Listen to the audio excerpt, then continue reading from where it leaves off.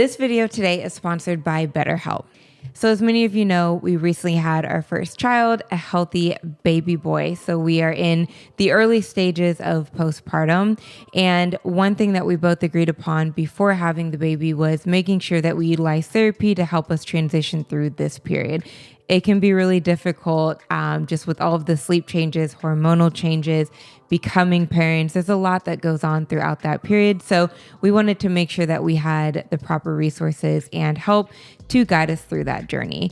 And even though we had a really healthy and great experience throughout our pregnancy and a healthy baby boy, we did experience some severe complications postpartum that were completely unexpected. So it was even great for us to already have this plan kind of set up because that was something that was unexpected. And now we have the help through that as well. And it's really forced us to take a step back to focus on healing, not just physically, but mentally as well. And with this health and fitness channel, we get a lot of questions in regards to how to bounce back physically, how to get my body back. But we think it's just as important to take care of your mental health as well.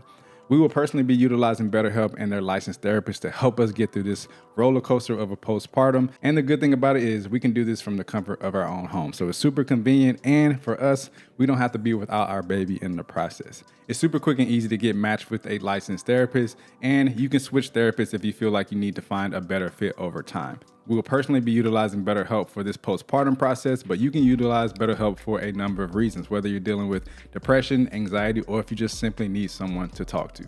So if you feel like you can benefit from a session, make sure you utilize our link, betterhelp.com/Juice and Toya for 10% off your first month of therapy. We'll also drop that link in the show notes and description for you as well.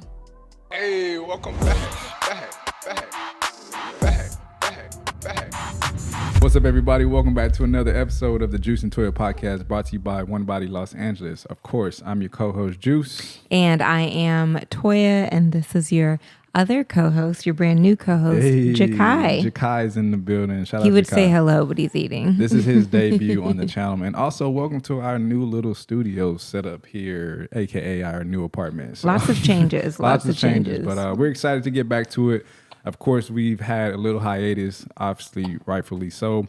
We've been dealing with the whole pregnancy process and postpartum process, which we will talk about today. But we're excited to be back and want to be a lot more consistent with these podcasts because we know a lot of you have been enjoying them up to this point. And if you're new to this podcast, be sure to check out our previous season. Let's just call it season 1, where we covered a lot of different topics. We talked about health and nutrition. We talked about the mental aspects of health and fitness and everything you can think of. So go check out a lot of those episodes. They're timeless, so don't feel like you need to be in the now to listen to those episodes. Nope. And if you haven't listened to our latest episode, make sure you go listen to that. Maybe before this one. That one we kind of covered all of the pregnancy journey leading up to this. And then now, like you said, we're going to discuss postpartum and what that's been like for us. For sure. And as always, be sure to check out our merch. We have some Lululemon One Body LA merch on our website, still available for you. We have a lot of people do some purchases over the course of this process, and we appreciate the support. So go check it out on our website, onebodyla.com/shop to get your Lululemon One Body LA merch. Lululemon, best clothes in the game. We got it on right now. So check it out. But with that being said, let's go ahead and roll right into just... Oh, boy.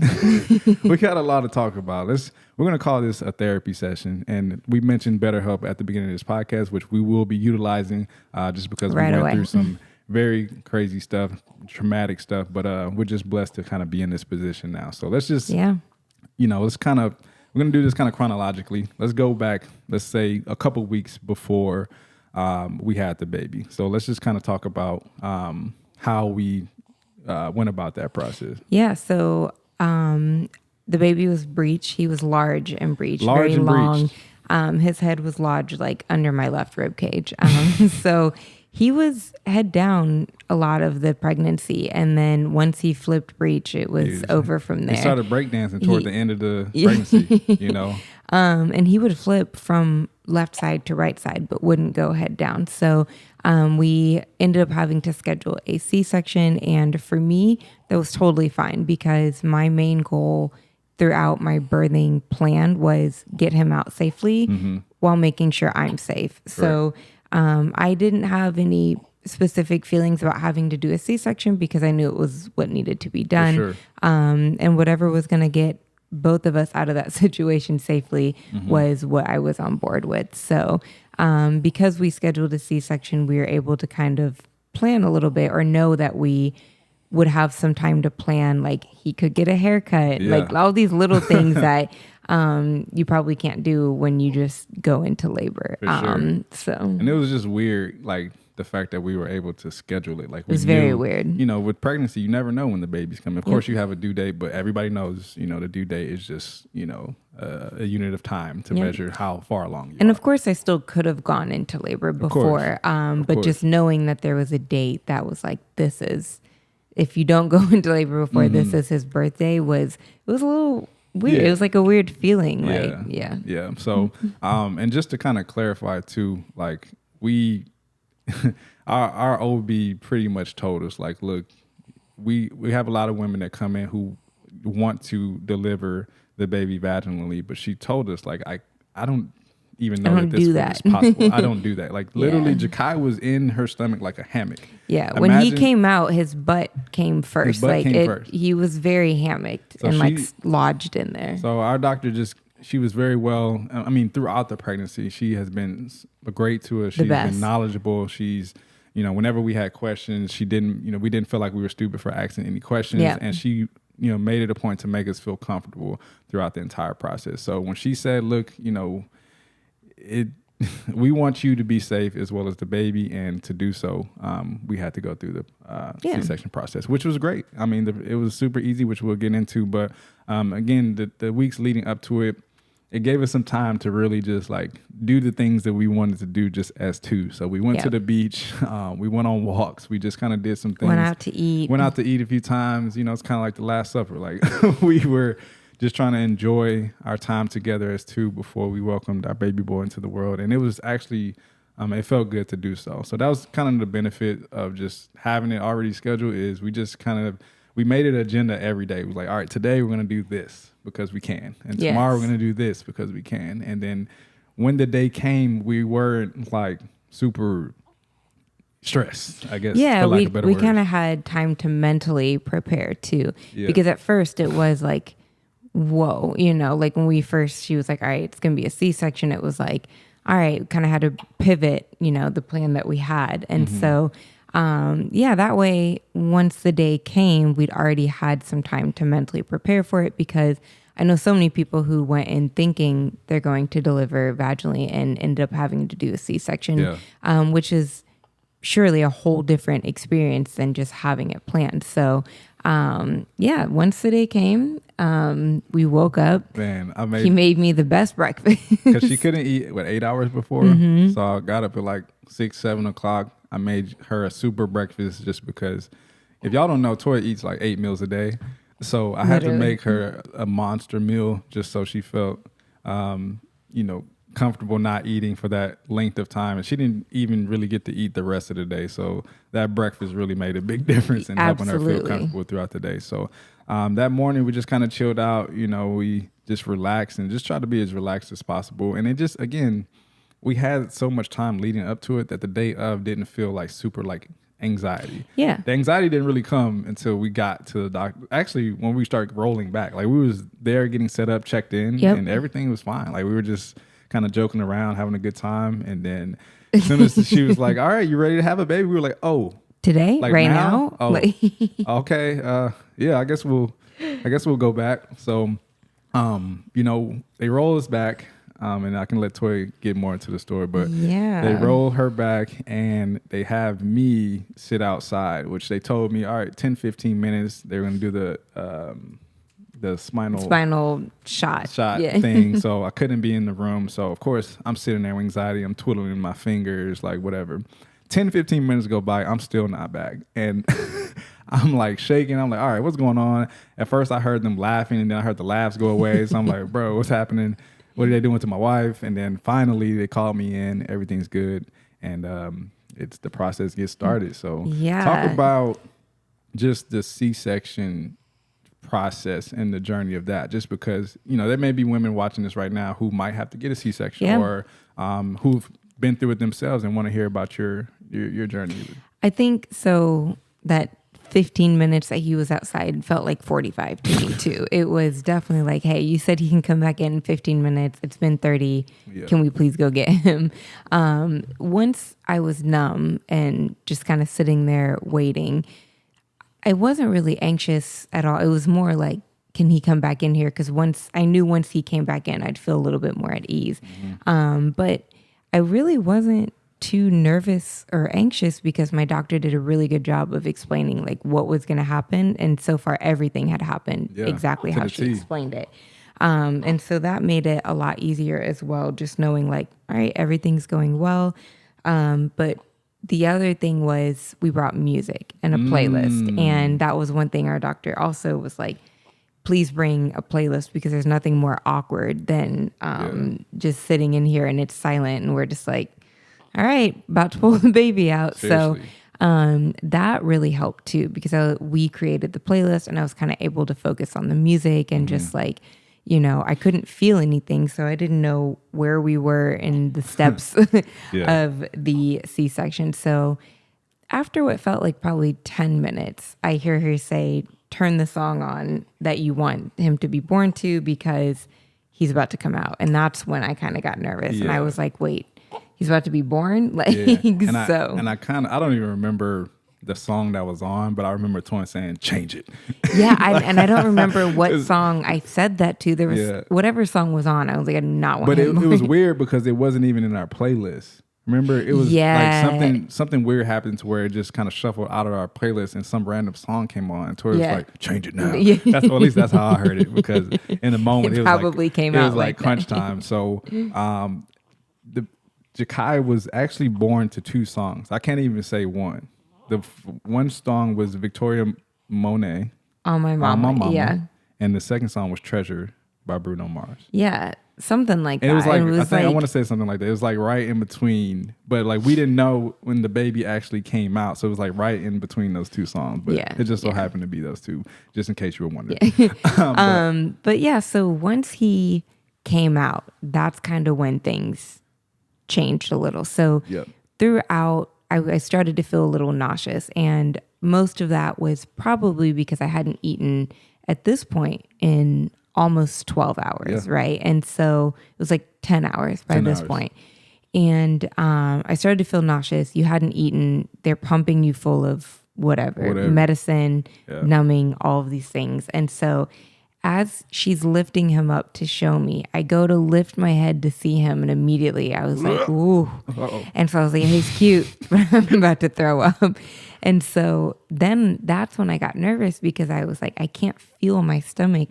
How am I supposed to throw up? Because when you throw up, you kind of engage your core, and I couldn't do that. So all I remember my doctor saying is like, it's okay, you can throw up, no big deal, we'll keep working on you. And here I am with this circular cylinder plastic bag holding it to her mouth. The green bag is what I'm gonna call it, holding it to her mouth. And it's so awkward because she's on her back, but she has to throw up. So it's like it literally just tilted my head and it just spewed out. So that went on for a while. Like that, the nausea and throwing up. I threw up consistently until I was in my hospital room. Then I threw up one more. So probably for 6 hours I was throwing up. So the reason I bring that up is it kind of changed how I thought the experience would be in terms of they laid him on my chest. It was beautiful. 2 minutes later, I was like, get him off. I'm going to throw up on him. Like I constantly was throwing up and I was scared to throw up on him. So that kind of changed a little bit. But other than that, the process went exactly how I thought it would. Once I heard him cry, of course, it was like that rush of emotions that you can't explain. If you've had a child, I'm sure you know. It was just like, it was so, he's here. It didn't even look real. Like when they showed him like over the little clear screen, like it looked fake. It looked fake. It looked like he wasn't even a real baby. And as it kind of went along, they did the weigh in and cutting the umbilical cord and all that stuff. It became more real. One thing I want to point out that just really, I almost just bawled out crying as soon as it happened. So they went to weigh him in, and he was 8 pounds, 12 ounces. Yes. Big baby.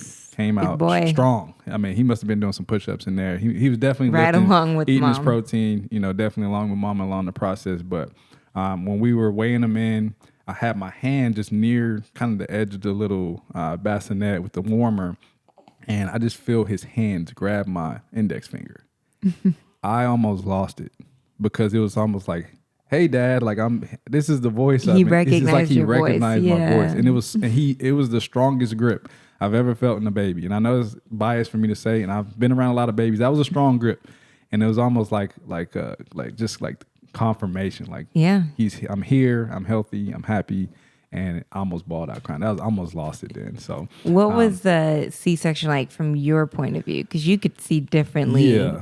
Obviously a different point of view than I was honestly so locked in on you and make sure you were comfortable that like I wasn't even thinking about really my emotions or for myself. I was more so just like locked in to making sure you were fine and making sure you didn't have anxiety or freak out, because if you're fine, I'm fine. So that was my main priority throughout. But it was just a beautiful process. Obviously, you take out the throwing up, and also not to mention those shakes you had after. Oh, how could I forget the shakes? So that is one thing I do want to say is the hormonal shakes were also something I didn't expect to be that bad. We did birthing classes before, and they talked about it, but I could not stop shaking. And at first, of course, you're like, is something wrong with me? But then it got so bad that I couldn't hold him properly because I was shaking so bad. He was sleeping, and they put him on her chest, and he was just shaking. Yeah. So that went on also for that was quite like a 2 while. or 3 hours. Yeah, and so once that stopped, I was like, oh my goodness, this is so much better. But then I was still throwing up. So very harmful. Like if you're looking at this and never experienced that before, it wasn't like bad. Like it wasn't like harmful. It was just like unexpected. They're completely normal. And I expected shakes. I didn't expect them to be that long and that like uncontrollable. I was like, oh, just like squeeze my hand until it stops. It's like shivering without being cold. Yeah. You know what I mean? It's just like you're just kind of shaking. So, but other than that, I mean, for at least from my point of view, the whole process was easy. It was beautiful. Again, our doctor made it so comfortable and as comfortable as possible throughout. The music helped. Like I said, if you're going through this process, please bring music if you can. Yeah. Because I couldn't imagine it being a quiet room in there. We got 4 doctors and assistants, you're just in there and it's quiet. And like, I just couldn't imagine it just being a quiet room. So definitely the music definitely helped ease the vibes, make it, pretty chill in there. But other than that, the entire process was beautiful. We enjoyed it. And it was just good. Yeah. So then we get into our hospital room. And one thing that we did is no one knew we were having the baby. And so we were able to just get into our room and just like, just take it in, like really like, okay, we just had a baby. What just happened?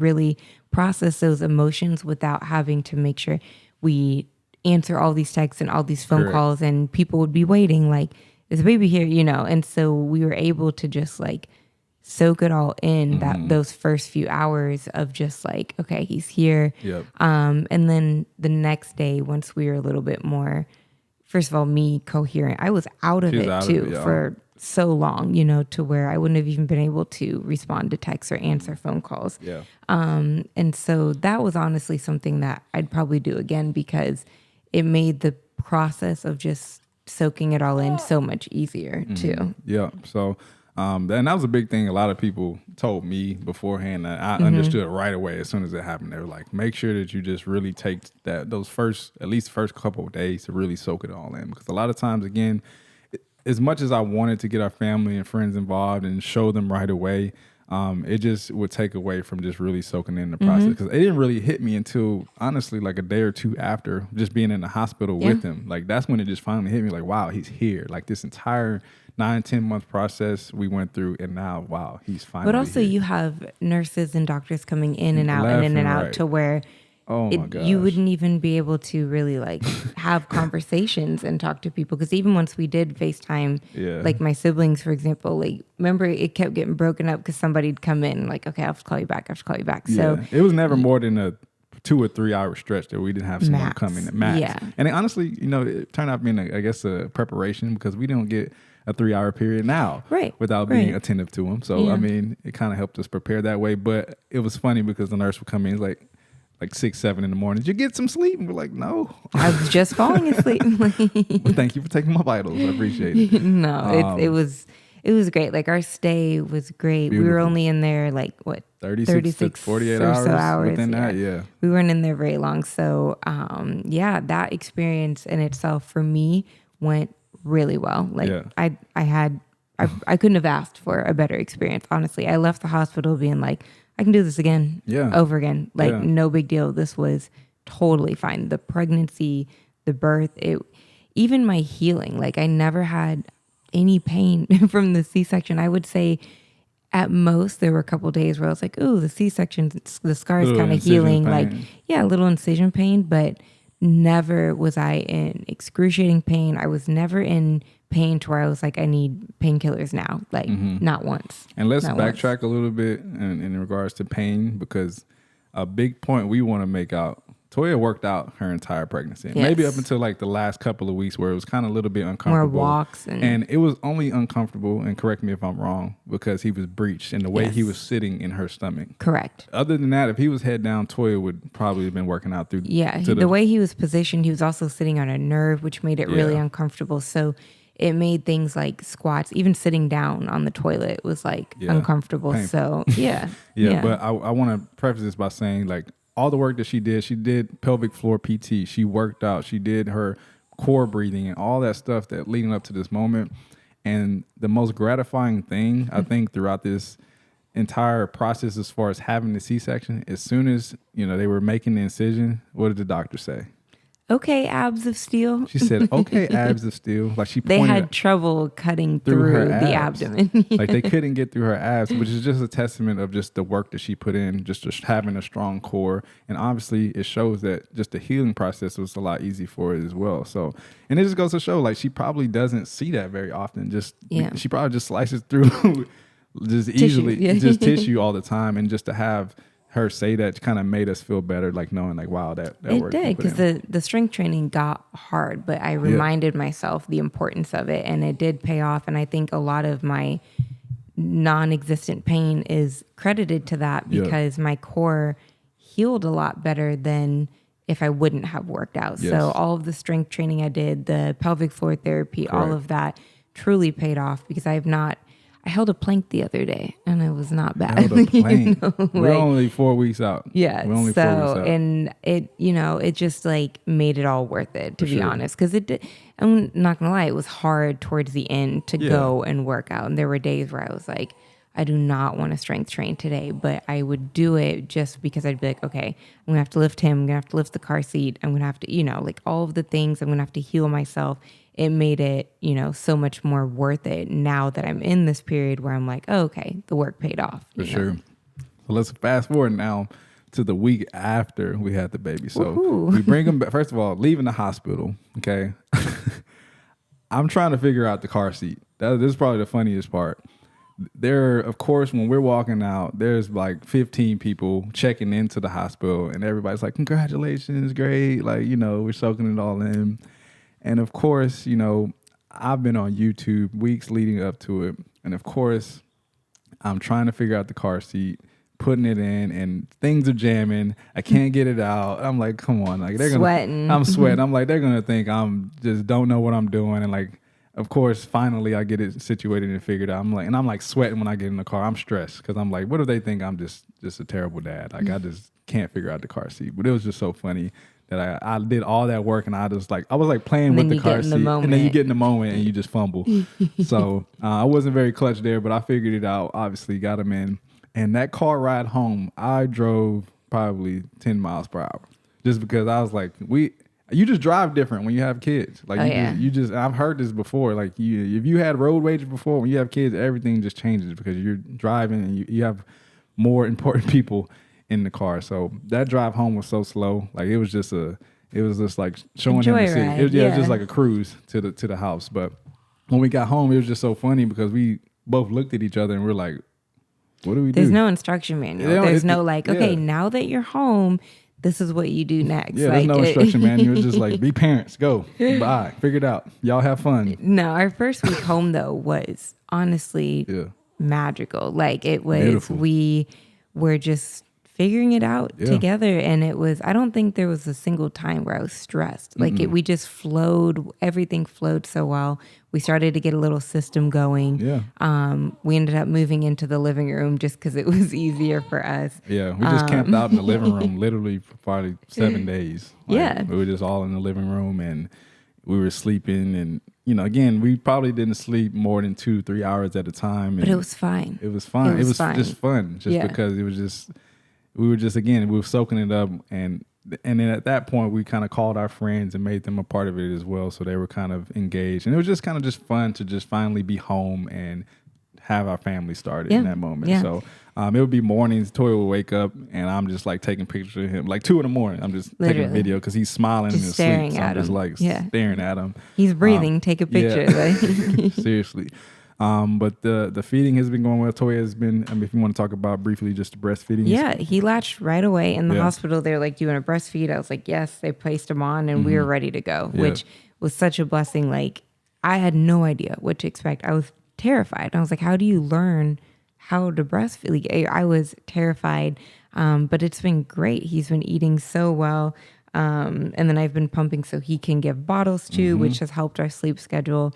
And just allowed us to go out and be more free with, and he eats like, I'm not kidding. When he cluster feeds, it's like 30. That's why I had to give him a bottle because I had fed him right before we were about to start. And then he's eating his hands like he hasn't eaten in 5 hours. Yeah, so he eats like he works out 3 times a day. He's like, a growing boy. Definitely growing, getting his protein in. Yeah. But yeah, that process again, the week after was so magical. It was beautiful. And then we get to this point. So, Toya, I'm just, you experienced it. Just kind of walk us through kind of the point where things started to go south. Yeah. So, again, we were home for 10 days. 10 days. Perfect. Beautiful. Literally, we had started to go on walks. We took like movement. Like 10 to 15 minute walks, just because anything after that, I'd start to kind of feel the incision. So you don't want to push it. And we were super like turtle walks. Literally turtle walks. So it felt good just to get some fresh air, get some movement. And it was and the weather. The weather was beautiful. Like almost like abnormally beautiful. It was almost like it was just for us. Like the weather was just like we had a nice breeze. It wasn't too hot. So we also felt more comfortable about him being in the stroller and obviously have the shade over him. But it was just a beautiful day, those days where we were walking.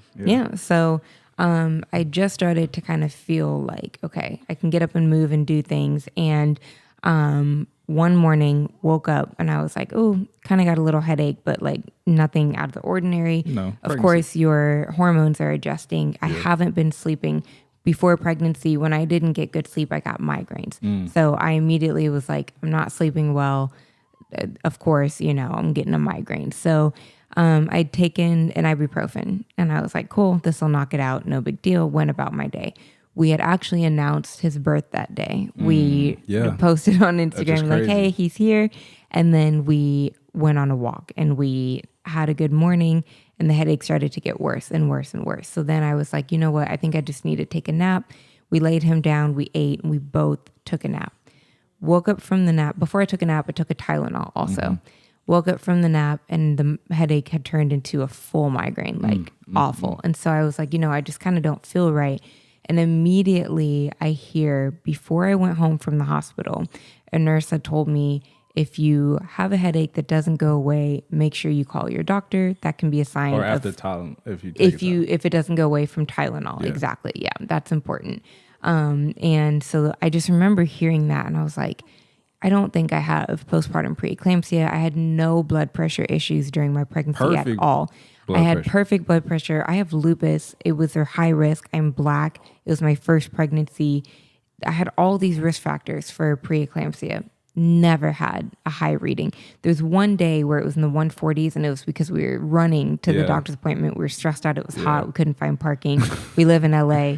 It was awful. So, I was like, you know what? Let me just take my blood pressure.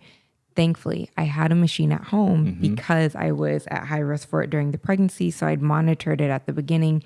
Once I realized I was good, whatever. I took my blood pressure and it was high for me. It was in the 130s and I'm usually in the teens always. And so I was like, you know what? Let me just keep an eye on it. I took it again an hour later and it was 155. And that's when I was like, pack up the car. Immediately, I told him, we need to go to urgent care. I think I have postpartum preeclampsia. I don't know what to do. Let me just go to urgent care. And if my blood pressure is high there, I'll call my doctor. Got to urgent care, it was 160. So then immediately they're like, go to the emergency room. Again, at this point, I still don't know what postpartum preeclampsia is. The only time I'd heard about it was when the doctor told me to look out for it. And I was like, yeah, I haven't had any blood pressure issues. It's not going to affect me. Wrong. So when they told me to go to the emergency room, they presented it as, you'll get some medicine and your blood pressure will come down and you'll go home. So we thought, okay, let's just go straight to the emergency room. There's one 8 minutes away. Let's get the medicine we need so we can go home.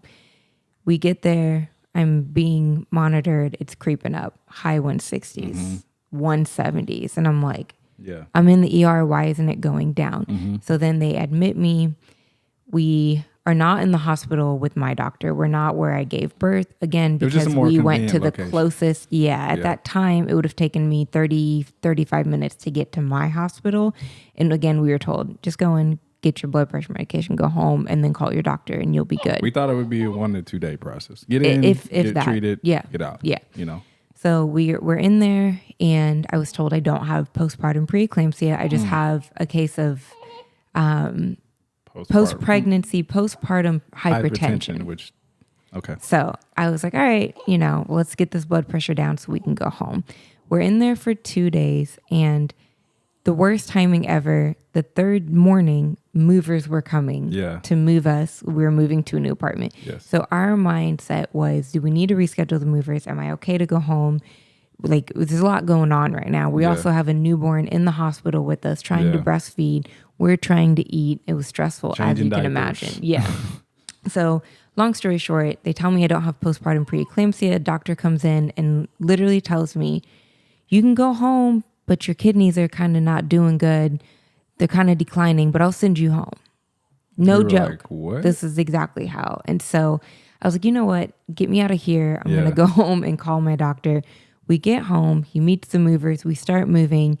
I call my doctor, tell her what's going on. I take my blood pressure. It was 178 over 120. The movers, sorry to cut you off. The movers, we probably been moving probably a whole hour or so. I told them, let's just take this one couch up and we got to go to the hospital. Because I just did not want to play with immediately. And you know how blood pressure works. Like, you see a high reading and automatically you get anxiety. It's even more high. You get stressed, and I just know how that works. So I was like, let's just get to the hospital. It's a place that we're familiar with, we're comfortable with, and as soon as they put that last couch up, we jetted to the hospital. So we get there. I'd already called my doctor, told her we're on the way. We get in. At that point, my kidneys had severely declined. Like, function was awful. I was in a lupus flare. My inflammation rate was the highest I've ever seen it. And keep in mind, during the pregnancy, her lupus charts were perfect. Almost. Beautiful. It was almost like Jakai healed her of her lupus. It was crazy. And protein in the urine, blood pressure's through the roof. And it was a miracle that I didn't put myself into a shock because I was trying so hard to stay calm, because I knew once my anxiety got the better of it, then it would be a whole different situation too. So knowing that I was in the hospital with my doctor really put me at ease, because she has taken such good care of us to where I'm like, she's going to figure this out and we're going to get out of here. And I'm okay now. And the first few days in the hospital, it started to go down, and we would see the first night we saw like a 108, and we were like, oh my goodness, I'm healed. We're going home. The next day, 170. And so that was the game we played for 7 days, back and forth. We'd get good readings, it would spike up. We'd get good readings, it would spike up. At one point, I was on the max dose of 2 medications, the max you could take of 2, and it still wasn't going down. So that's kind of when I started to be like, am I okay? Is something wrong with me? It's a deeper issue. Yes, so then we start getting in cardiologists and echoes and ultrasounds and my kidneys failing, And so that's when it kind of got scary of like, nothing is working. And even then I still was like, you know what, at least I'm in a place where if anyone's going to figure it out, they're going to figure it out. And just commending the doctors. They did everything they could to keep me in the loop, to which for me, just with my anxiety, if you explain to me what you're doing and what's Yes. going on, that helps so much. That first hospital stay, We didn't know I didn't anything. even know what they were giving me. I had to ask everything. Like, wait, what is this for? Wait, what are we doing? Like, Yeah. what? Like, what's the goal here? Like, and the whole time it was just like, oh, your blood pressure's high. So how are we getting it down? You know, there was never anything explained. Correct. So, anyways. Long story short, we're in the hospital a total of 8 days trying to get my blood pressures manageable. We finally do. We find a regimen of medicine that works to keep me at bay. We get home, and the one thing that people have asked me is, are you recovered now? Not at all. Still monitoring it at home, still Yeah. taking the medication at home, but it's manageable now. Yeah. It's not getting into the 170s. In fact, the first week we were home, it dropped too low Yeah. to where I had to alter the medication. Then it spiked back up to where we had to go back on. So it's just kind of that game. It's when he said a roller coaster, like Yeah. it literally is up and down until your body just kind of gets back to normal. But being home has made it a lot easier because you're not having someone come in literally at one point every hour. Every hour somebody I was coming getting in. my blood pressure taken. And so how do you sleep? How do you stay calm? You know, they'd be like, okay, try to get some rest so it goes down.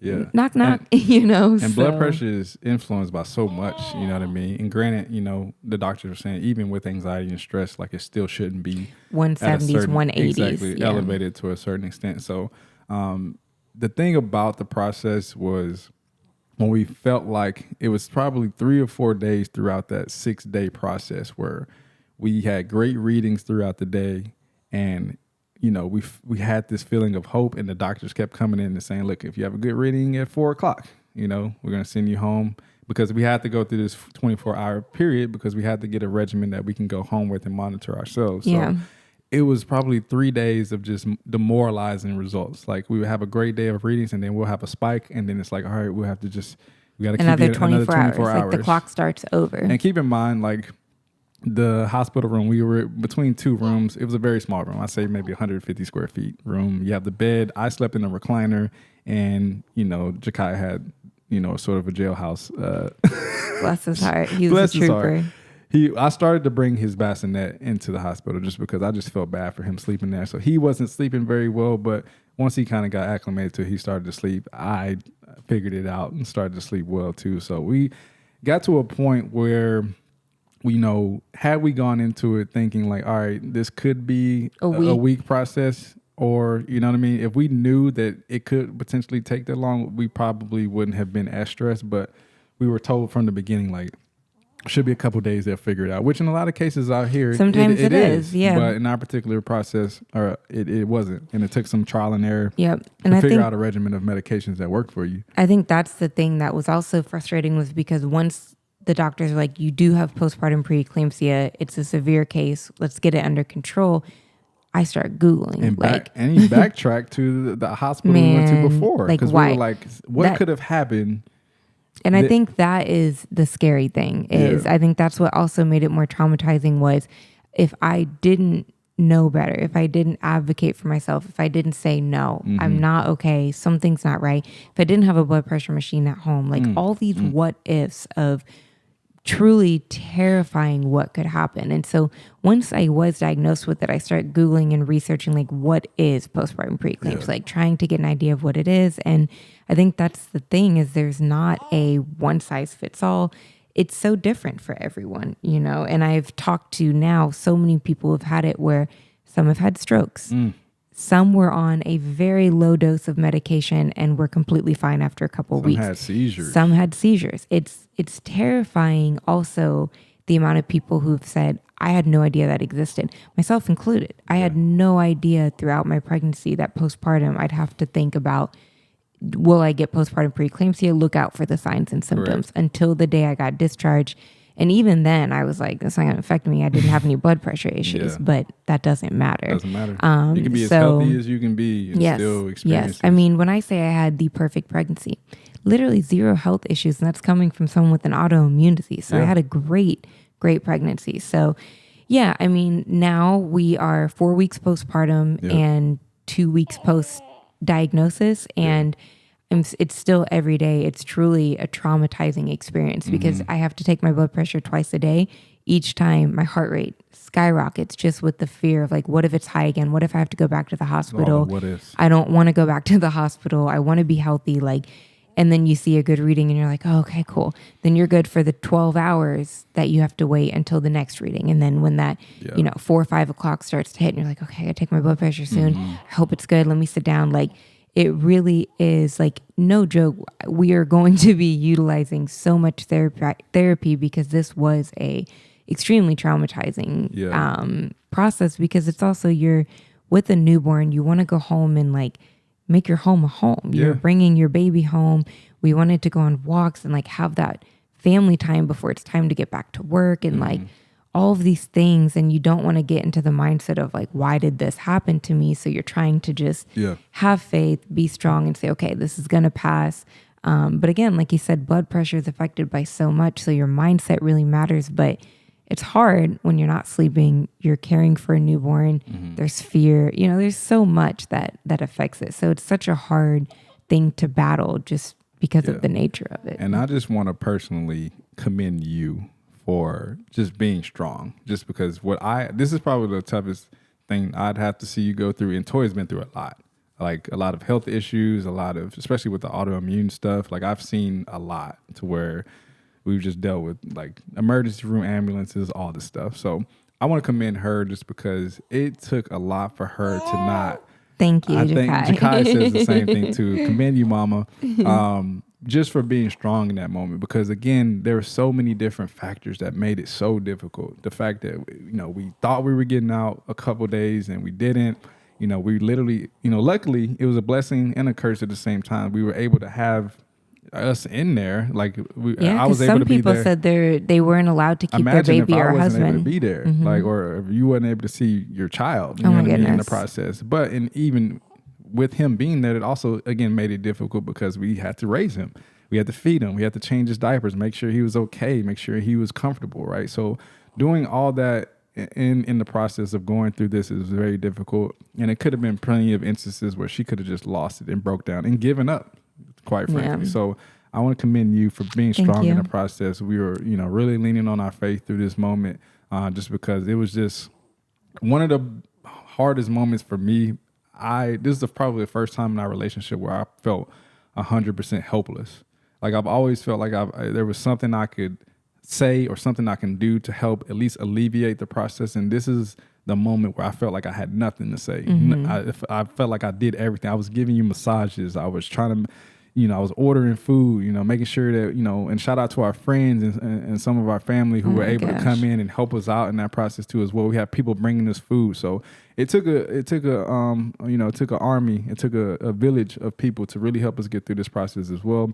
She stayed super strong through it. And I think just, again, being strong in our faith and really understanding, and that's what I kept telling her, is not if, it's when. Yeah. It's not if you're going to be okay, it's when you're going to be okay. I knew she was going to be fine. I knew it wasn't anything deeper. I just wanted it we wanted to see that, you know, because it was just like frustrating when you would see like, okay, I'm on the max dose of medicine. This is going to bring it down because there's nothing, like it can't give me more. Yeah. And then seeing it spike, I'm like, well, what do we do now? you know? So, but no, thank you. That means a lot. And also shout out to Juice for sleeping in Rekina for 8 days and having, he had to do a lot of the work with Jakai because there were times where I was hooked up to an IV, so I couldn't get up to get him. He would have to get up.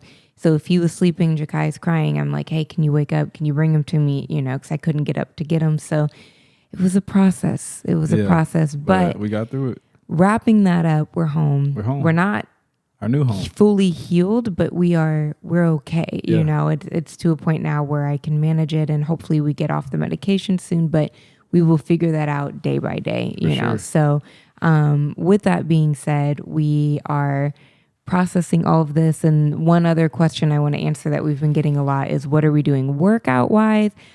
So because we had that hospital stay, that kind of changed the trajectory of how we wanted to heal physically. But for me, it was probably a blessing because I had no choice but to rest. I was in a hospital bed for 8 days. But what I've been doing every day is core breathing in the shower, while I'm on my back playing with Jakai, like core breathing, something that I've been doing every day. That was one of the first things I started to do too. And then I've been going on walks. I'm only 4 weeks postpartum, so I haven't rushed to get back into strength training. I want to, I mentioned this in the last podcast, I want to go see my pelvic floor therapist before I do any type of strength training. But walking and breathing, don't underestimate how much that will do for you healing wise. Yeah. And I'm not focused on losing my baby weight because that will come. Like I've that will come with time, you know, like that is not a big deal to me. It's more, I want to heal my core to where I can do the things I was doing prior. I want to be able to do pull-ups and squats and all of these things safely. That's my main priority, and the weight takes care of itself. Sure. So, yeah. And, I'm going to be straight up with y'all. I haven't worked out in 4 weeks since the days before he was born. Yeah. And the crazy thing is, obviously, 2 of those weeks we were in the hospital. So, you know, I maybe a few push-up squats here. And I was doing squats in the hospital room just to keep my legs from being stiff. So, when we got back, again, like we mentioned, we were in the middle of a move. So I was moving essentially by myself, and we didn't want to, you know, pay movers again to come out because we had already paid the first round of movers, and we still had stuff that we needed to move when we got home. So I just took it, you know, I just took it in myself to just do it myself. So I moved. Granted, we didn't have to move to a completely different location. We just stayed in the same apartment and just moved to a different unit. So I was going up and downstairs. That was just my workout for a whole week. And then the week after, I was so exhausted, and I was trying to be smart about it. As bad as I wanted to work out and do some strength training and go into the gym, I realized 2 things. One, I can't be without this little guy for more than 2 hours, so I start freaking out. It's kind of weird. Like I went to go get a haircut the other day, and I was like looking at pictures of him because I was like, I haven't been without him really that long. And then also too, I was trying to just maintain my energy because I have to do a lot more things around the house, but I just have to take control right now just because Toya is healing. So I have to do a lot more. I have to cook, I have to clean, do laundry, all that stuff. So I really have to, you know, be smart with the energy that I'm exerting, right? So if I'm working out, I feel like I'm exerting too much energy, and I'm already not really sleeping more than 3 hours at a time. So I didn't want to not be available at a time where she needs me. You know, I don't want to be too tired or too exhausted. So it's been hard for me. Or injure yourself. Or just injure myself. And then we're both out of commission. You know what I mean? So it's been hard for me, you know, as much as and bad as I really want to get back to working out, it's been hard for me to kind of commit to it and do it. Now we're at a point where I can kind of do it. We kind of have a schedule going, but before it was just so difficult because I had to conserve my energy and just be available as much as I could be. So my routine is coming back. I can't wait to get back into strength training. But with that being said, we'll kind of lead into 2 different things. I just want to talk real quick before we get out of here. Just advocate for yourself. If you haven't learned anything from this podcast, is listen to your body. And Toya can tell you that, you know, just from my own personal experience, but just outside looking in, really just listen to your body. And at the end of the day, the doctors, their job is to help you, but you know your body more than anybody. Yeah. And just piggybacking off of that, if I would have gone home from that first hospital and been like, well, they discharged me, I'll make an appointment next week to talk about my kidneys. Like, I just want to go home. Yeah. It's terrifying to think about what would have happened. Yep. So just to listen to your body to say, no, like, I'm not okay. Something's not right.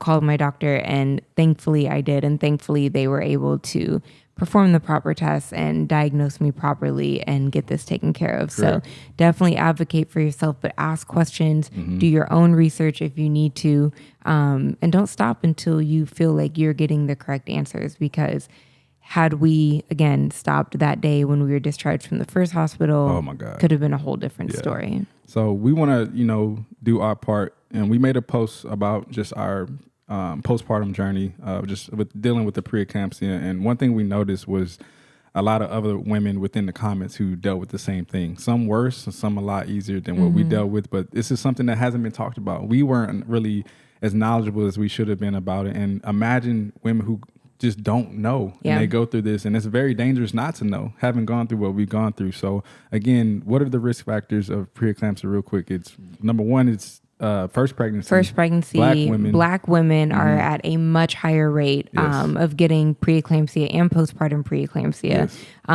Having a history of hypertension, C-section actually is another risk factor. And I'm sure autoimmune doesn't help as well. Autoimmune, like there's so many risk factors, but majority black females are at a higher risk.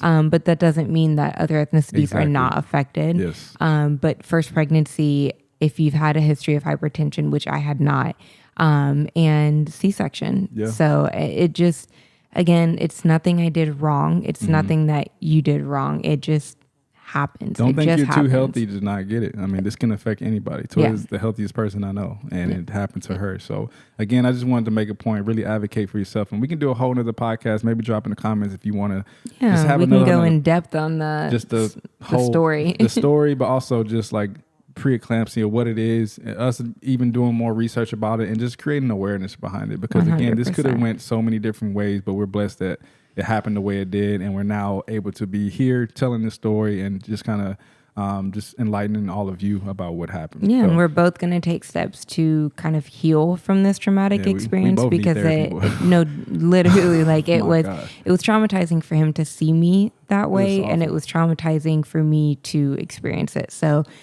we both need to use someone to talk to really, I don't want to have fear of taking my blood pressure the rest of my life. I don't want to have fear of like laying in bed thinking. There's been times where I've literally laid there and been like, I should get up and check my blood pressure. What if it's high? Like that's something that needs to be worked through. So that's kind of our next steps. But all in all, postpartum has been, outside of that, wonderful. Beautiful. We are enjoying being parents. We love it. He's an angel. He's literally he's been so great this whole time. And we'll talk a little bit more about Jakai.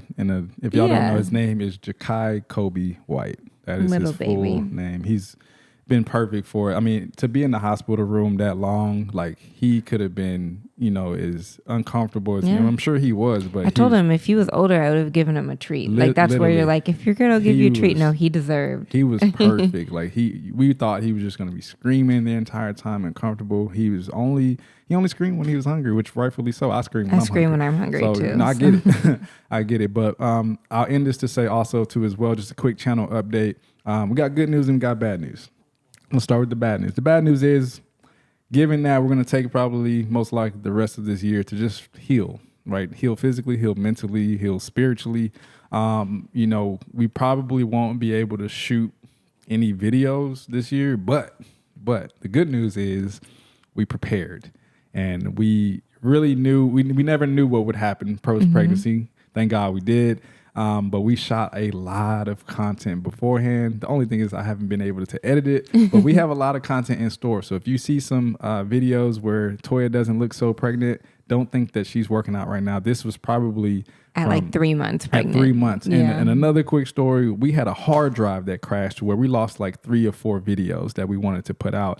Luckily, some guys over here down the street that I took the hard drive to, they fixed it and we got those videos back. So you're going to even see some videos, some workout videos that were back from March and February that we filmed. So again, we were prepared. We have a lot of different content coming your way. Don't think we're not posting anything. We're going to get back on a regimen to where we're posting every single week, some new content, some new videos.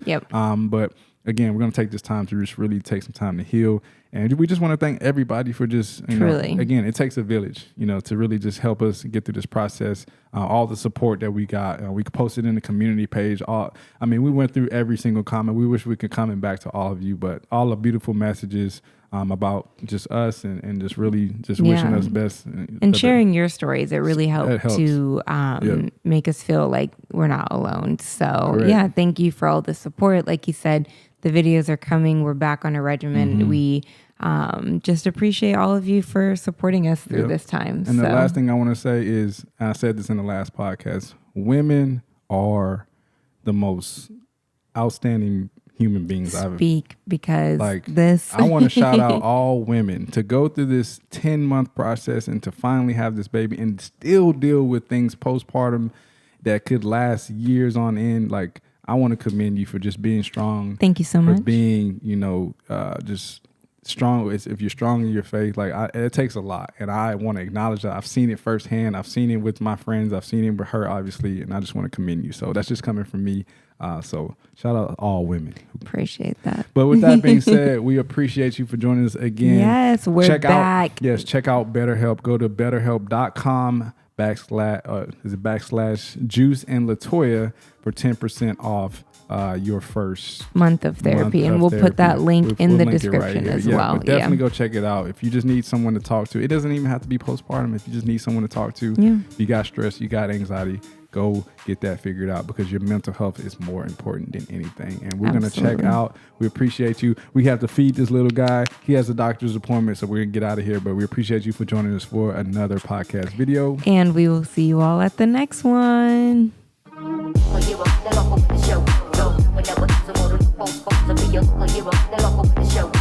Whenever